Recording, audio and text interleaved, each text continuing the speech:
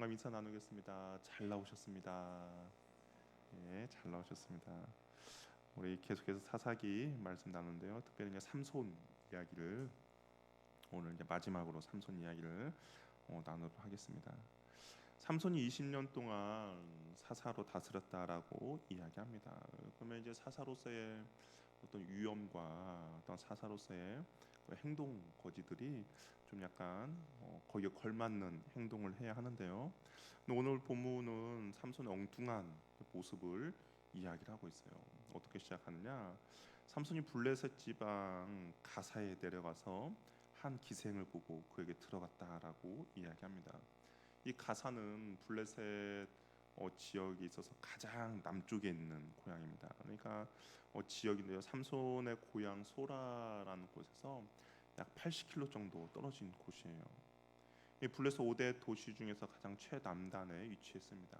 근데 그곳에서 이 삼손이 누구를 봤냐? 몸을 파는 여자를 보고 그에게 들어갔다라고 이야기를 하고 있습니다.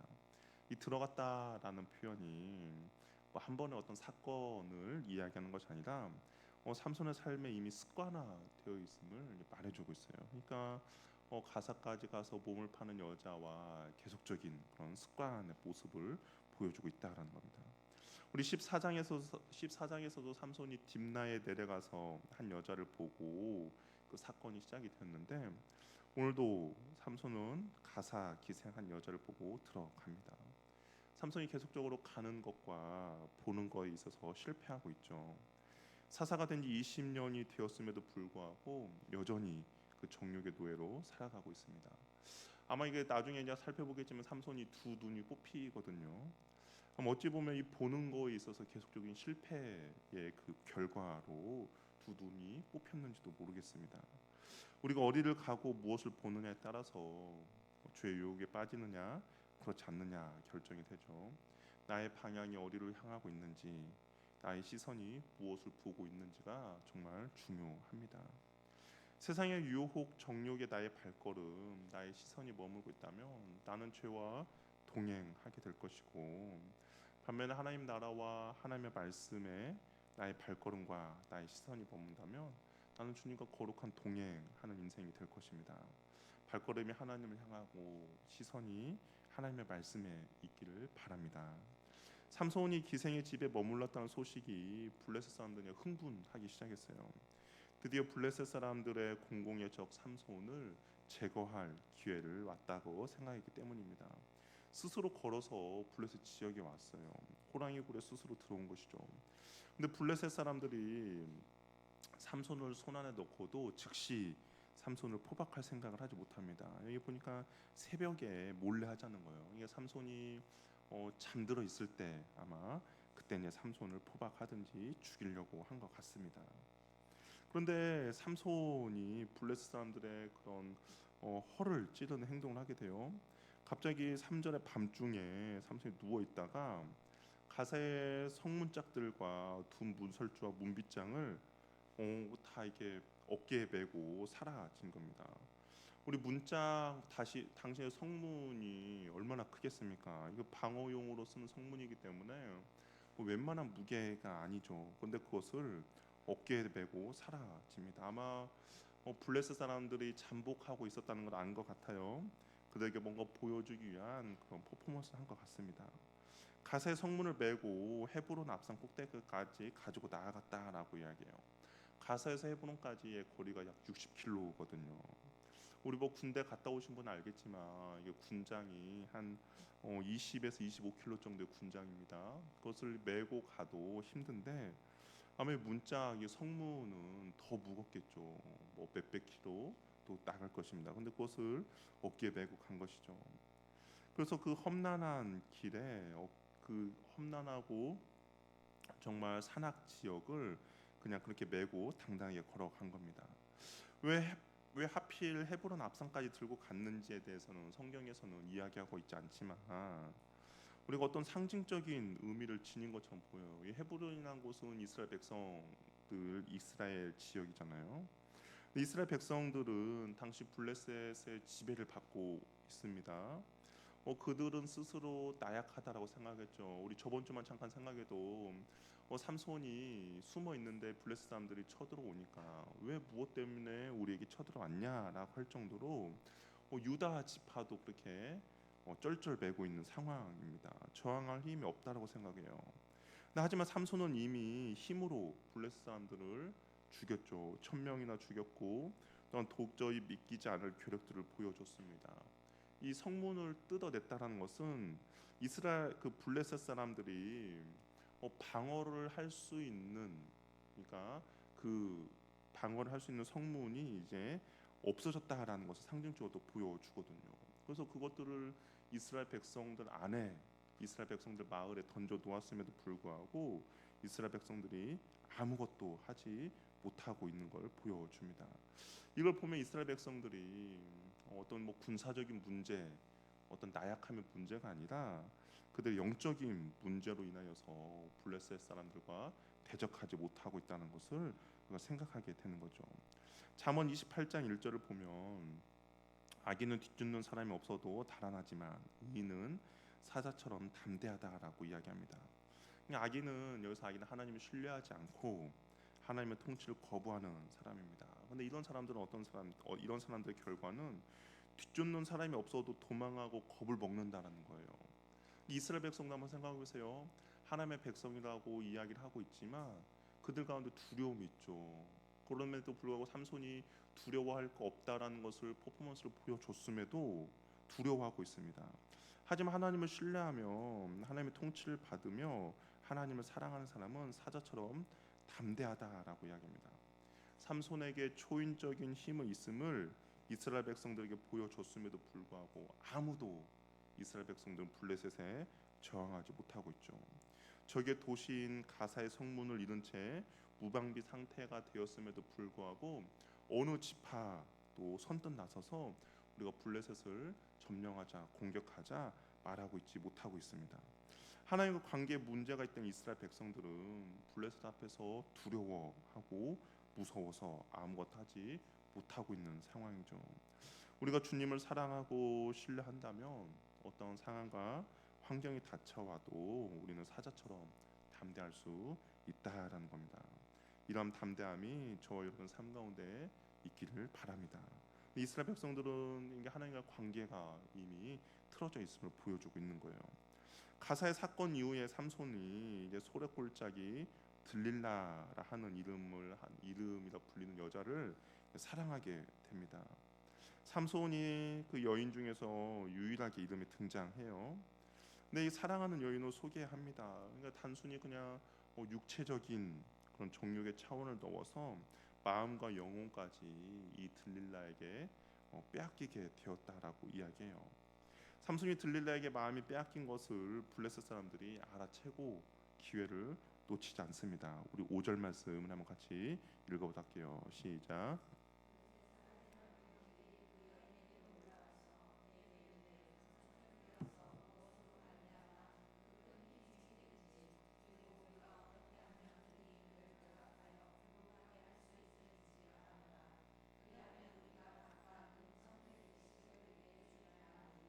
들릴라에게 블레셋 사람들이 찾아가서 삼손의 약점을 알려주면, 우리가 그를 체포하도록 도와주면 각 성에서 은 1,100개씩 보상해 주다고 이야기합니다.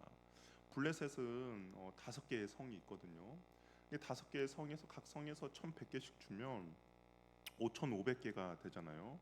당시 노예 한 사람의 몸값이 은 30이었습니다. 그러니까 5,500개면 노예 180명을 살 수 있는 정말 로또와 같은 그런 금액이죠.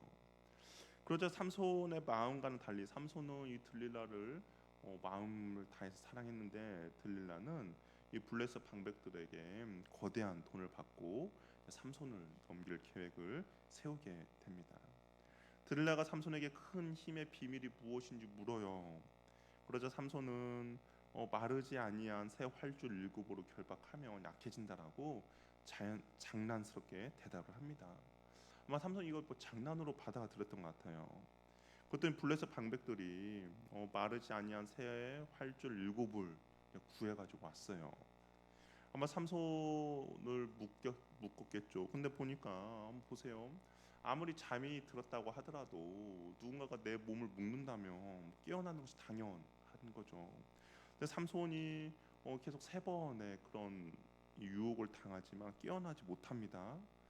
아마 그 깨어나지 못하는 것이 삼손이 그 육체의 쾌락에 취해 있어서, 이 어떻게 보면 술이 취해 있어서 도저히 아무것도 할 수 없는 그런 상황이었음을 우리가 예상해 볼 수 있죠. 그 새 활줄 일곱을 가져와 삼손을 묶었습니다. 그러나 아무 소용이 없었죠. 이 활줄이 무엇인지에 대해서 뭐 우리가 좀 잘 모르지만 예전 성경을 보면 칡넝쿨이라고 번역을 합니다.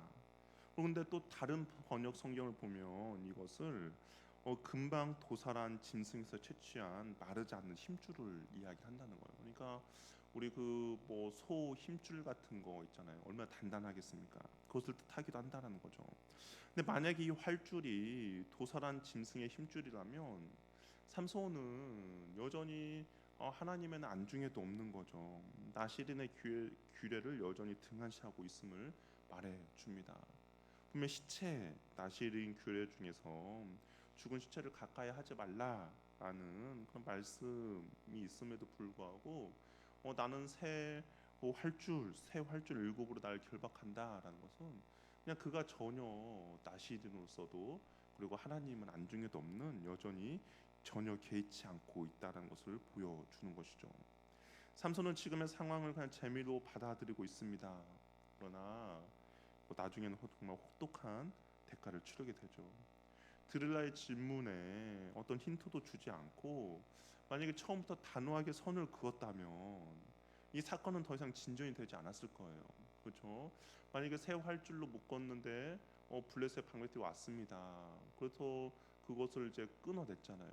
그럼 그때 만약에 삼손이 화를 내고 왜 그랬냐고 그렇게 이야기를 했다면 더 이상 그 두 번째, 세 번째까지 진행이 되지 않았을 것입니다. 그냥 여기서부터 아예 들으려도 포기했겠죠.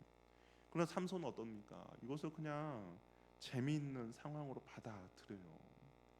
이것이 어떤 것을 의미하는지도 전혀 개의치 하지 않습니다. 죄의 유혹이 우리 가운데 올 때 괜찮고 언제든지 빠져나올 수 있다라고 생각을 해요.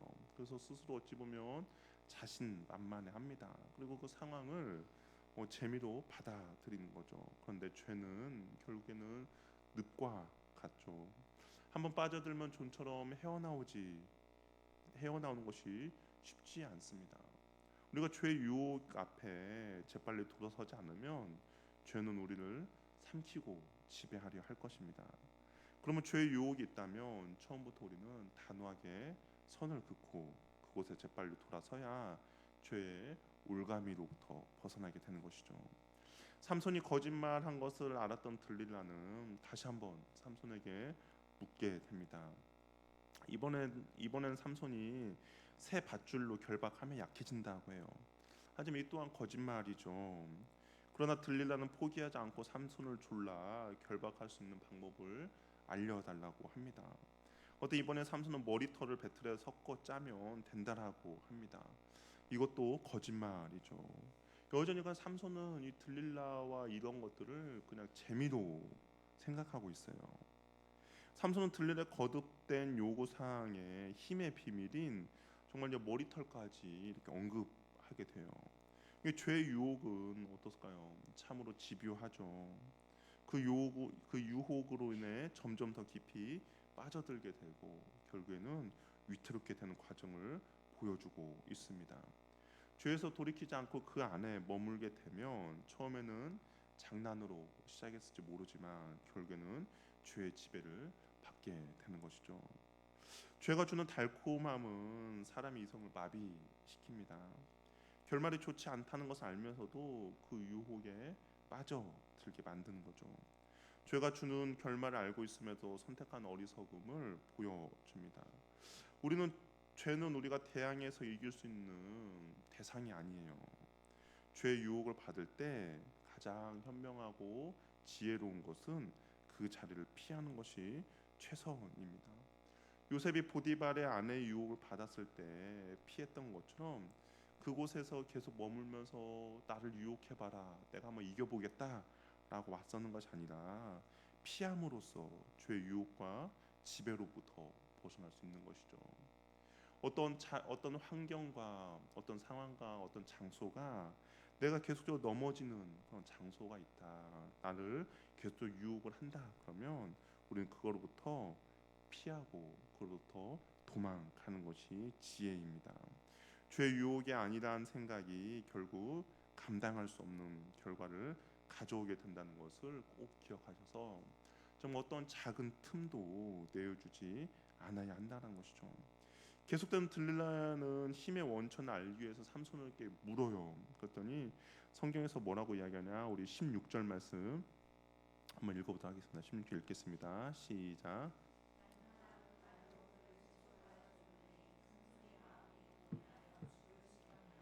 예, 들릴라가 계속적으로 보챕니다.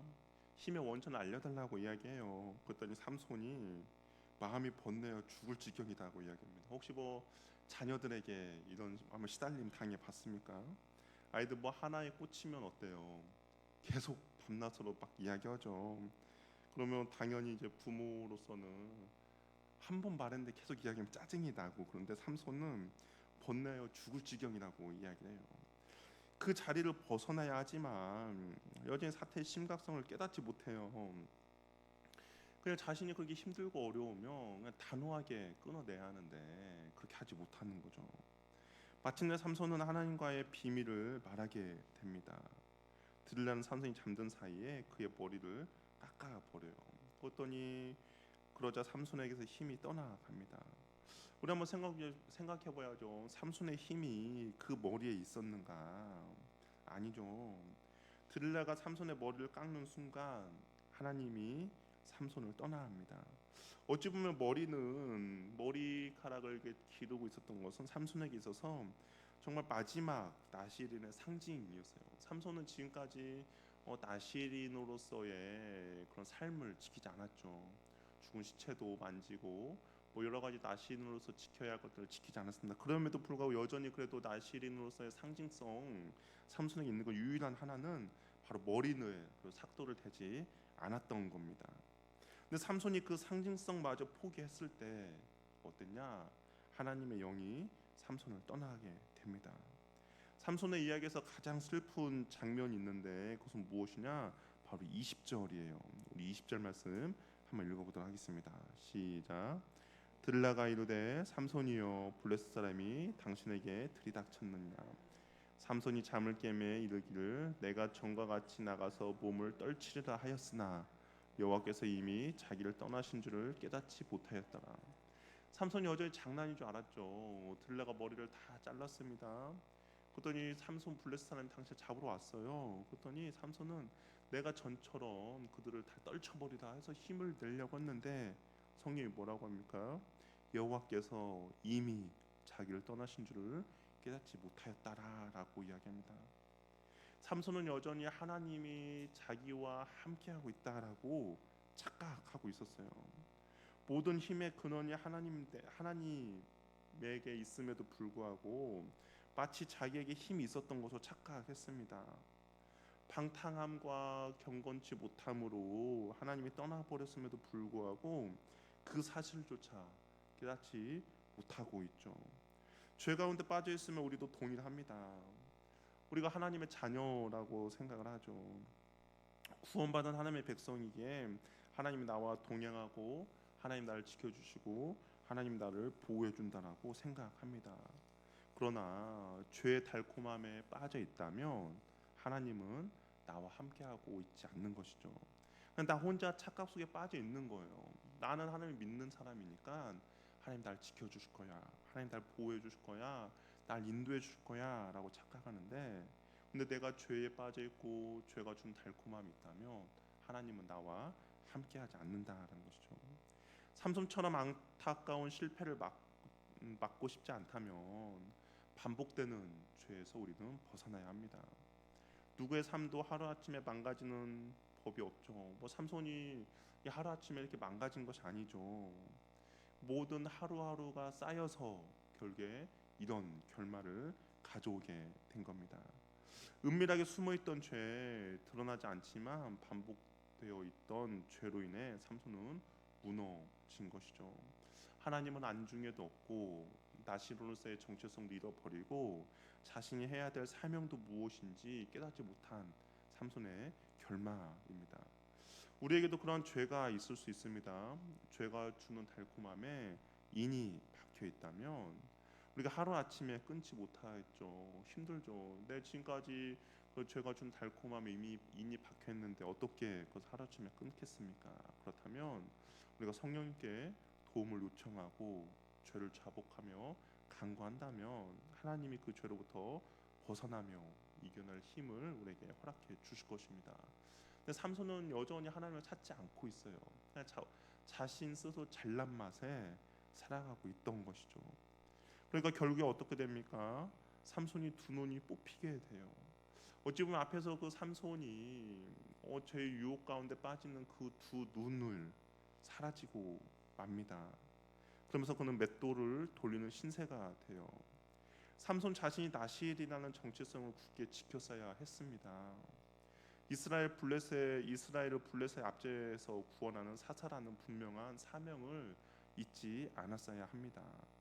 그럼에도 불구하고 그 모든 것을 다 잊어버리다 자신에게 쾌락을 주는 그것마저도 빼앗기게 된 것이죠. 우리도 마찬가지입니다. 내가 누구이고 나를 향한 하나님의 뜻과 계획이 무엇인지를 기억해야만이 이 시대의 나시른으로 구별된 왕 같은 제사장으로 우리가 살아갈 수 있는 것이죠. 나에게 어떤 쾌락을 주는 그 도구가 있다면, 나에게 계속적으로 넘어지게 하는 그런 연약함도 있다면, 우리는 그것을 벗어나지 않는다면 결국에는 그것이 나를 무너뜨리게 만든다라는 겁니다. 그렇기 때문에 우리는 항상 내가 누구이고 나를 향한 하나님의 뜻과 계획이 무엇인지를 기억하고 알아야만이 그 죄의 유혹으로부터 우리 자신을 지키며 나아갈 수가 있다라는 것이죠. 어떻게 보면 삼손이 실패한 것은 자신의 정체성을 잃어버린 거죠. 뭐 자신의 사명이 무엇인지를 발견하지 못한 겁니다. 그러니까 그냥 자신의 그냥 육체를 만족시켜 주는 거에 자신의 삶을 걸었고, 그리고 그 육체를 만족시켜 주는 것으로 인하여서 넘어지게 된 것이죠.